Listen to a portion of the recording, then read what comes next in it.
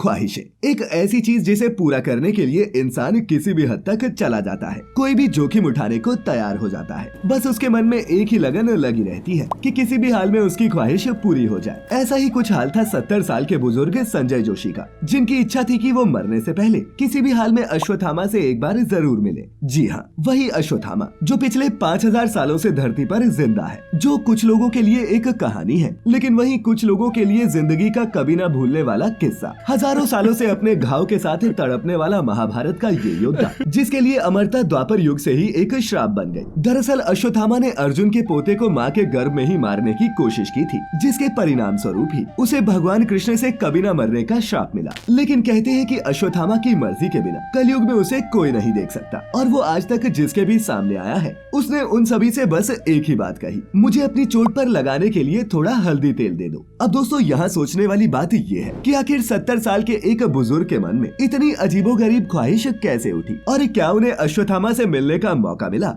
साल था 1983। संजय जी अपने पूरे परिवार के साथ अपने पोते का 18वां जन्मदिन मना रहे थे। तभी अचानक जोशी जी की तबीयत बिगड़ गई। फिर जब घर वालों ने डॉक्टर को बुलाकर उनका चेकअप करवाया तो पता चला कि संजय जोशी को कैंसर है, और वो भी लास्ट स्टेज का। डॉक्टर्स का कहना था कि अब उनके पास जीने के लिए सिर्फ 1 महीना है, और इसमें वो अपनी जो भी ख्वाहिशें पूरी करना चाहते हैं वो पूरी कर ले। ये सुनकर घर वालों के पैरों तले जमीन खिसक गई। कौन किसे संभाले, कुछ भी समझ नहीं आ रहा था। अब दोस्तों जोशी जी खाने पीने और घूमने के बहुत शौकीन थे। मिठाइयों के नाम पर तो उनकी जुबान में पानी आ जाता, खास तौर पर रसगुल्ले। उन्हें देखकर तो जोशी जी खुद को रोक ही नहीं पाते। लेकिन कैंसर के बारे में जानने के बाद उन्होंने खुद को एक कमरे में कैद कर लिया और लोगों से मिलना जुलना भी बहुत कम कर दिया। रविवार का दिन था। जोशी जी सुबह जल्दी उठे और अपने बेटे से बोले कि तुम मेरी बुरहानपुर की टिकट करा दो, मैं मरने से पहले अश्वत्थामा से मिलना चाहता हूँ। मैंने सुना है कि बुरहानपुर के असीरगढ़ किले में स्थित शिव मंदिर में वो रोज आते हैं। मेरी बहुत इच्छा है कि मैं भगवान शिव के उस अंश को देखकर ही मरूं।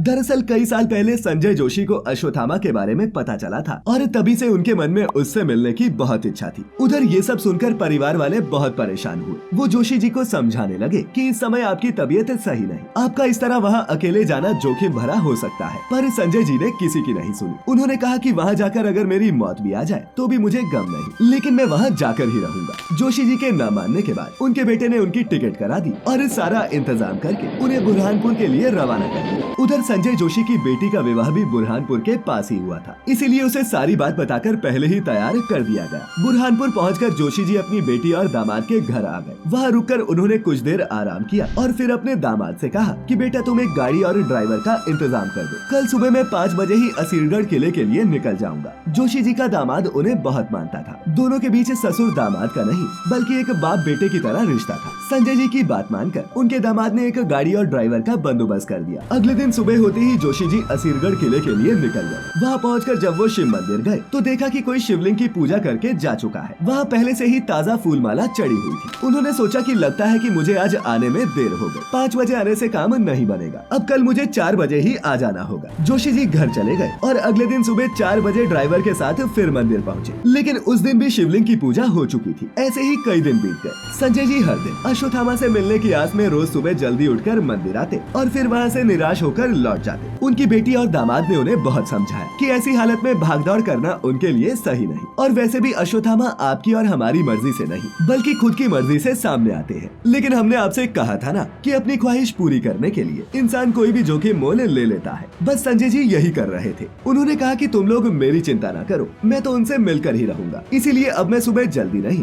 बल्कि रात को ही किले में चला जाऊंगा, और सुबह जैसे ही अश्वत्थामा आएंगे मैं उनके दर्शन कर लूंगा। उन्होंने अपने दामाद से कहा बेटा तुम बस उस ड्राइवर से बात कर लो। जोशी जी के सामने हार मानकर ड्राइवर को बुला लिया गया। उसने भी बिना कोई चिक चिक किए उनकी बात मान ली और रात के 10:30 बजे दोनों लोग असीरगढ़ किले के लिए निकल गए। संजय जी और उनका ड्राइवर दोनों टकटकी लगाए सारी रात वहीं बैठे रहे, लेकिन वहाँ कोई इंसान तो क्या, एक चिड़िया तक भी नहीं आई।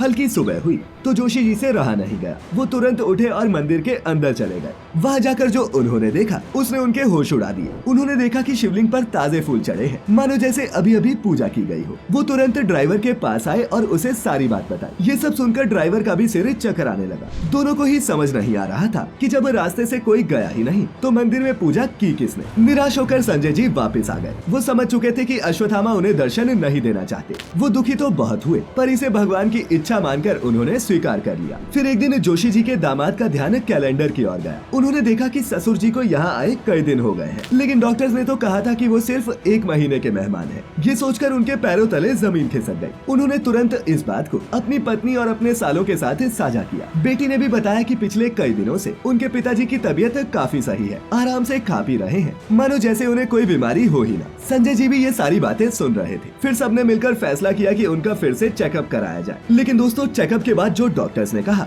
उसे सुनकर किसी को भी ये समझ नहीं आ रहा था कि आखिर कहे क्या। डॉक्टर ने बताया कि पता नहीं कैसे, लेकिन संजय जी का कैंसर सही हो रहा है, उनकी सेहत में सुधार आ रहा है। ये सब सुनकर परिवार के सभी लोग बहुत खुश हुए। उधर संजय जी को अपनी बेटी के यहाँ 1.5 महीना हो चुका था। इस बीच उनकी लाइफ बिल्कुल नॉर्मल हो गई थी, क्योंकि अब वो पूरी तरह से ठीक हो गए थे। इसके बाद संजय जी ने अपने दामाद और बेटी से कहा कि मुझे यहाँ काफी समय हो गया है, बेटी के यहाँ इतने दिन रहना सही नहीं, और अब तो मैं ठीक भी हो गया हूँ। तुम लोग अब मेरी वापसी का टिकट करा दो। जिसके बाद संजय जी की नवसारी की टिकट करा दी गई। अब जोशी जी जब वापस जा रहे थे, तभी अचानक उनकी ट्रेन सुबह के 3 बजे मुंबई रुक गई। चारों तरफ सन्नाटा और अंधेरा पसरा हुआ था। तभी जोशी जी के सीने में अचानक दर्द होने लगा, मानो जैसे उनका बीपी ऊपर नीचे हो रहा हो। उन्होंने किसी तरह खुद को संभाला और उठकर बैठ गए, लेकिन फिर भी एक अजीब सी घबराहट ने उनके मन में डेरा जमा लिया। खिड़की के बाहर देखा तो एक बेहद लंबा चौड़ा आदमी कंबल ओढ़े बैठा हुआ था। वो ट्रेन से उतरकर बाहर गए और उससे पूछने लगे, कौन हो भाई, यहाँ इतने अंधेरे में क्या कर रहे हो? उस व्यक्ति ने उत्तर दिया, आप आराम से बोलिए, इस उम्र में इतनी तेज बोलना सही नहीं, और आपके चेहरे से भी लग रहा है कि आप बीमार हैं। क्या बात है, कहाँ जा रहे हैं आप? जोशी जी को वो आदमी कुछ ठीक लगा। उन्होंने बताया कि नवसारी के पास मेरा गांव है, बस वहीं जा रहा हूँ। एक इच्छा लेकर बुरहानपुर गया था, पर वो पूरी नहीं हो पाई। खैर तुम अपना बताओ। उस व्यक्ति ने कहा, अरे कैसी इच्छा,